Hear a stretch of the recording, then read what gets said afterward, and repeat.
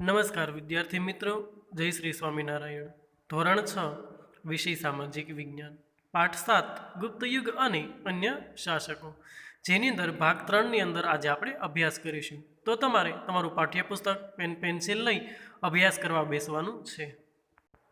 ધાર્મિક સ્થિતિ જોઈએ. તેની અંદર ગુપ્ત યુગમાં હિન્દુ ધર્મ અને સંસ્કૃતિ પૂર્ણ કળાએ ખીલેલા જોવા મળે છે.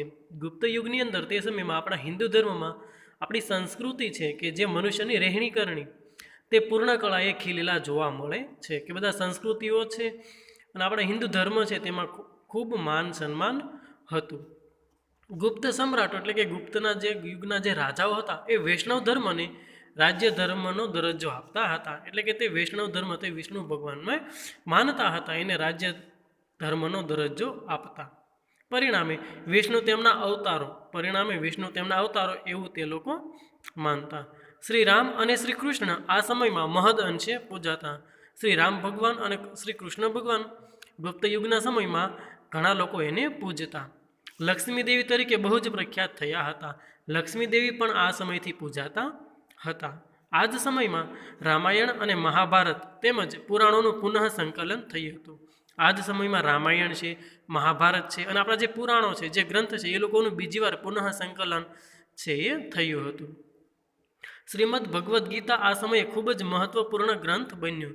શ્રીમદ ભગવદ્ ગીતાજીનું પુસ્તક છે તે ગુપ્તકાળમાં ખૂબ જ મહત્વપૂર્ણ ગ્રંથ છે એ બન્યો હતો, કે જેમાંથી આપણે કંઈક બૌદ્ધ સાર છે એ જીવનલક્ષી લઈ શકાય. વૈષ્ણવ ધર્મની જેમ જ શૈવ ધર્મ પણ ગુપ્તકાળમાં વિકસ્યો હતો. એટલે કે જેમ વૈષ્ણવ ધર્મનો ગુપ્તકાળની અંદર વિકાસ થયો હતો, એવી જ રીતે શૈવ ધર્મ એટલે કે શિવ ભગવાનમાં એ લોકો માનતા હતા, ત્યારે પણ તેમનો વિકાસ થયો હતો. દક્ષિણ ભારતમાં શૈવ સંતો નાયનાર કહેવાતા. દક્ષિણ ભારતની અંદર શૈવ જે સંતો છે તે લોકો નાયનાર છે એ કહેવાતા. વિદ્યાર્થી મિત્રો, અહીંયા તમારે નાના નાના શબ્દો છે તે યાદ રાખવાના છે, અંડરલાઈન કરવાની છે. જ્યારે વૈષ્ણવ સંતો છે તે આલવાર છે એ કહેવાતા. શૈવ સંતો તેને નાયનાર કહેવાતા, જ્યારે વૈષ્ણવ સંતો છે એ આલવાર તરીકે કહેવાતા અથવા ઓળખાતા. મહિષાસુર મર્દિની એટલે કે દુર્ગા માતાજીની આપણે પૂજા પણ પ્રચલિત થઈ હતી. આપણે જે દુર્ગા માતાજીની પૂજા કરીએ છીએ તે ગુપ્તકાળમાં પ્રચલિત થઈ હતી. અને સૂર્ય અને કાર્તિકેયની પૂજા પણ પ્રચલિત થઈ હતી. એટલે કે ગુપ્તકાળની અંદર સૂર્યનારાયણ દેવની અને કાર્તિકેયની પૂજા પણ પ્રચલિત થઈ હતી. બંને દેવોની પૂજા ત્યારથી શરૂઆત થઈ હતી. ગુપ્ત યુગમાં બૌદ્ધ ધર્મ અને જૈન ધર્મનો પણ વિકાસ થયો હતો. એટલે કે ગુપ્ત યુગની અંદર, ગુપ્તકાળની અંદર બૌદ્ધ ધર્મ અને જૈન ધર્મનો પણ વિકાસ થયો હતો. સમુદ્રગુપ્ત બૌદ્ધ ધર્મનો સંરક્ષક હતો. સમુદ્રગુપ્ત જે સમ્રાટ રાજા હતા એ બૌદ્ધ ધર્મનો રક્ષક હતો. બૌદ્ધ ધર્મના મહાયાન અને હીનયાન પંથ વિકસ્યા હતા. બૌદ્ધ ધર્મની અંદર બે પંથ વિકસ્યા હતા, મહાયાન અને હીનયાન બે પંથ છે એ વિકાસ થયો હતો. ગુપ્ત યુગની સાંસ્કૃતિક સ્થિતિ જોઈએ આપણે તેની અંદર. ગુપ્ત યુગ સાંસ્કૃતિક રીતે ભારતનો સુવર્ણ યુગ હતો. ગુપ્ત યુગ છે એ સાંસ્કૃતિક રીતે ભારતનો સુવર્ણ યુગ, સોનાનો યુગ હતો, કે ખૂબ સારી એવી સ્થિતિ સાંસ્કૃતિકમાં હતી. આ યુગમાં અનેક નવી ભાષાઓ ઉત્પન્ન થઈ હતી. એટલે કે ગુપ્ત યુગની અંદર અનેક નવી નવી ભાષાઓ છે તે ઉત્પન્ન થઈ હતી. કાલિદાસ, સ્કંદ સ્વામી, હરિસ્વામી અને રાણી વિજયા તથા આર્યસુર આ સમયના મહત્વના સાહિત્યકારો હતા. કાલિદાસ, સ્કંદ સ્વામી, હરિસ્વામી અને રાણી વિજયા તથા આર્યસુર આ સમયના મહાન સાહિત્યકારો હતા, કે જેમણે કવિતાઓ છે, નાટકો છે, તેમની રચના કરી હતી. આ સર્વમાં કાલિદાસ સર્વશ્રેષ્ઠ હતા અને આ સર્વ સાહિત્યકારોમાં કાલિદાસ છે એ સર્વશ્રેષ્ઠ સાહિત્યકાર હતા. કાલિદાસને ભારતના શેક્સપિયર કહેવામાં આવે છે. કાલિદાસ છે તેને ભારતના શેક્સપિયર કહેવામાં આવે છે. તેમણે ભારતીય મહાકાવ્યોની કથાવસ્તુ લઈ અભિજ્ઞાન શાંતુકલમ, રઘુવંશમ અને મેઘદૂતમ જેવા મહાકાવ્યોની રચના કરી. કાલિદાસ છે તેમણે ભારતીય જે આપણા મોટા મોટા મહાકાવ્યો છે તેમાંથી કથાવસ્તુ તેનો સાર લઈ અને અભિજ્ઞાન શાંતુકલમ, રઘુવંશમ અને મેઘદૂતમ જેવા મહાકાવ્યો છે એમને લખ્યા, એની રચના કરી. ગુપ્ત યુગ એ મંદિર સ્થાપત્યોની રચનાઓનો યુગ હતો.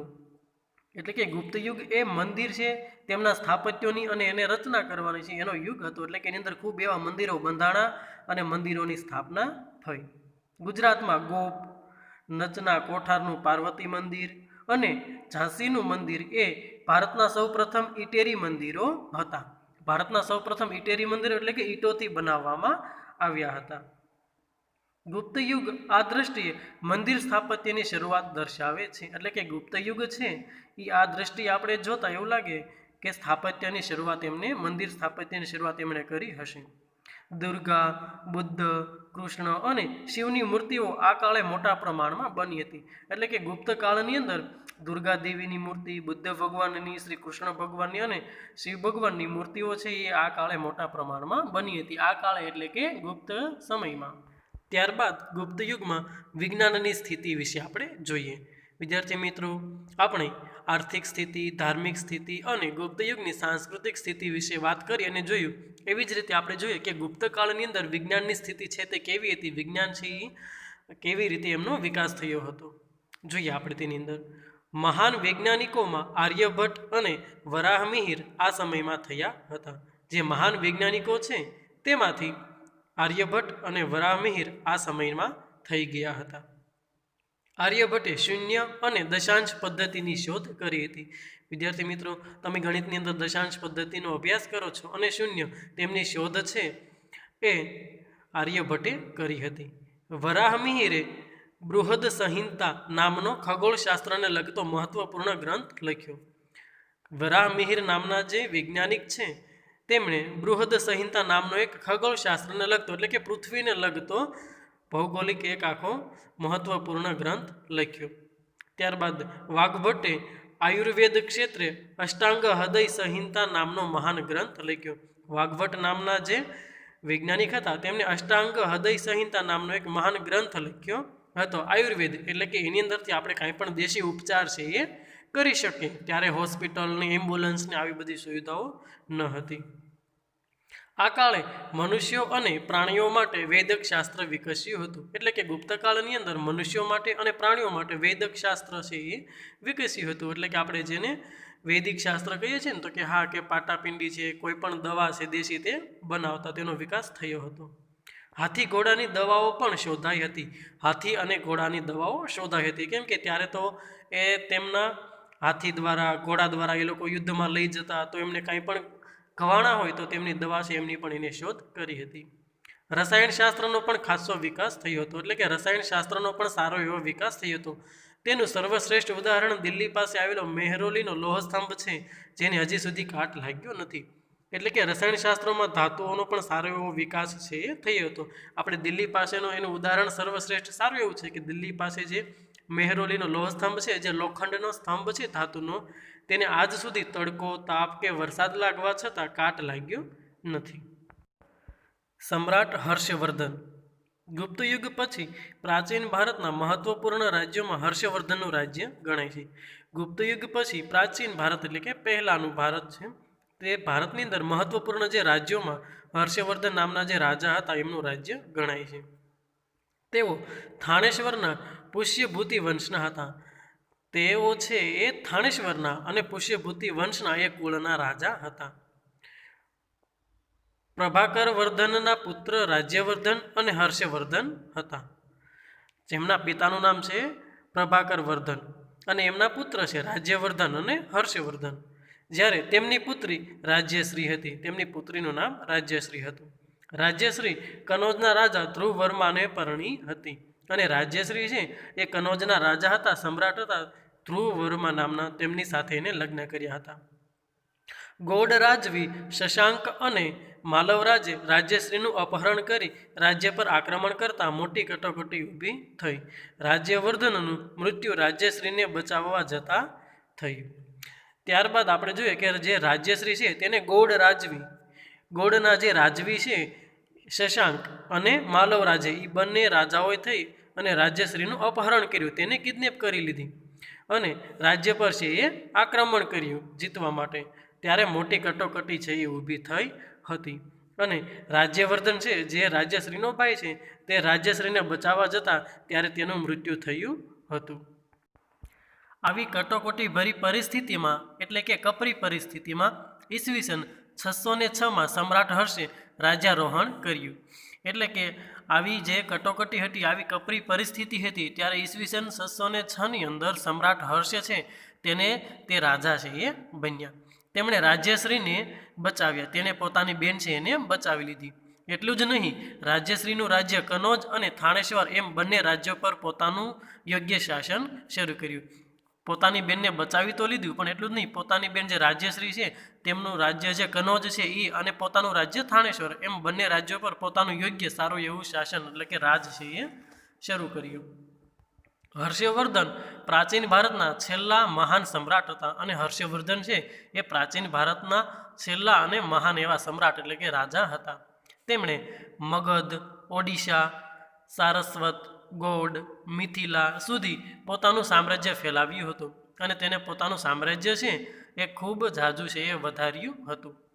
તેના સમકાલીન એટલે કે તેના સમયમાં તેની સાથે જ રાજ્યોમાં વલ્લભીના મૈત્રક રાજા ધ્રુવસેન તેના જમાઈ હતા. એટલે કે તેની સમકાલીન એ જ સમયના વલ્લભીના મૈત્રક રાજા જેનું નામ છે ધ્રુવસેન તે તેના જમાઈ હતા. દખ્ખણમાં એટલે કે દક્ષિણ દિશામાં પુલકેશી બીજો સૌથી શક્તિશાળી રાજા હતો. એટલે કે ભારતની અંદર દક્ષિણ ભારતમાં પુલકેશી બીજો છે તે સૌથી શક્તિશાળી રાજા હતો. હર્ષવર્ધન અને પુલકેશી વચ્ચે થયેલા નર્મદાના યુદ્ધમાં સમ્રાટ હર્ષનો પરાજય થયો. હર્ષવર્ધન છે અને પુલકેશી બીજો છે જે દક્ષિણ ભારતનો શક્તિશાળી રાજા છે તેની વચ્ચે યુદ્ધ થયું નર્મદા માટે થઈને. તો તેમાં સમ્રાટ હર્ષ છે તે હારી ગયા, પરાજય થયો. હર્ષે મોટે ભાગે નર્મદાથી ઉત્તરના શક્તિશાળી રાજા ગણાતા હતા અને સમ્રાટ હર્ષ છે એ મોટે ભાગે નર્મદાથી લઈ અને ઉત્તર દિશા તરફના શક્તિશાળી રાજા ગણાતા હતા, પરંતુ દક્ષિણની અંદર આવતા પુલકેશી બીજા સાથે તે પરાજય થયા. સમ્રાટ હર્ષનું સાંસ્કૃતિક પ્રદાન બહુ જ અગત્યનું હતું. સમ્રાટ રાજા હર્ષ હતા તેમનું સાંસ્કૃતિકમાં પ્રદાન બહુ જ સારું હતું. તેના સમયમાં મહાન ચીની યાત્રી યુએન શ્વાંગ ભારત આવ્યા હતા. સમ્રાટ હર્ષના શાસનકાળમાં ચીનમાંથી એક યાત્રી આવ્યા હતા જેનું નામ છે યુએન શ્વાંગ, તમારે યાદ રાખવાનું છે.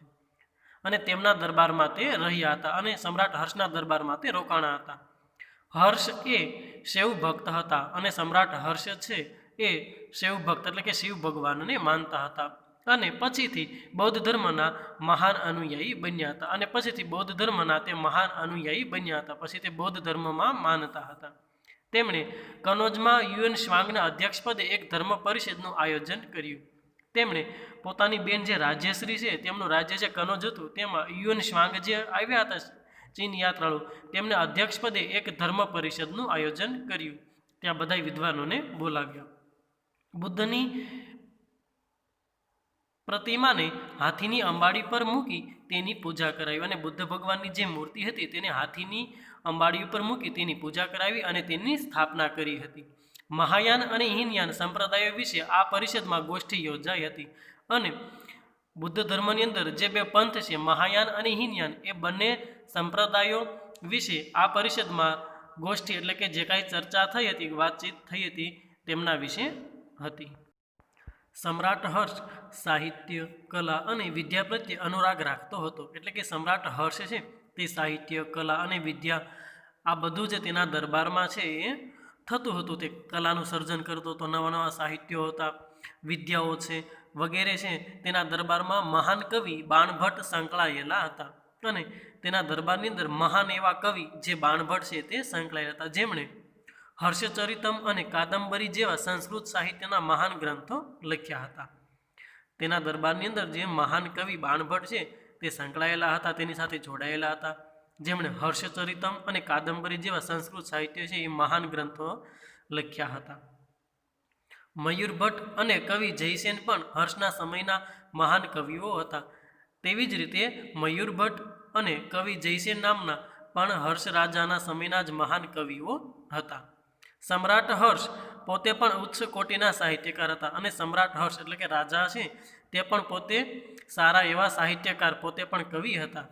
તેમણે પ્રિયદર્શિકા અને રત્નાવલી નામના બે નાટકોની રચના કરી હતી અને સમ્રાટ હર્ષ છે તેમણે પણ રચના કરી હતી. પ્રિયદર્શિકા અને રત્નાવલી નામના બે નાટકોની રચના એને બે નાટકો લખ્યા હતા.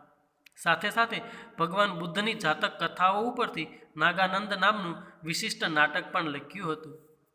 અને સમ્રાટ હર્ષે આ બંને નાટકો લખ્યા, જે પ્રિયદર્શિકા અને રત્નાવલી, તેની સાથે સાથે ભગવાન બુદ્ધની જે જાતક કથાઓ છે તેના ઉપરથી એને નાગાનંદ નામનું એક વિશિષ્ટ નાટક પણ, એક અલગ પ્રકારનું નાટક પણ લખ્યું હતું.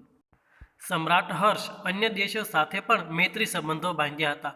સમ્રાટ રાજા હર્ષ હતા તેને બીજા દેશો સાથે પણ ભાઈબંધી જેવા મૈત્રી સંબંધો છે એ બાંધ્યા હતા. તેણે પોતાના દૂત મંડળને ચીનમાં મોકલ્યા હતા. તેણે પોતાના જે દૂત મંડળો હતા તેને ચીનમાં મોકલ્યા હતા. તે જ રીતે ચીનથી ભારતમાં ચીનના દૂત મંડળે મુલાકાત લીધી હતી.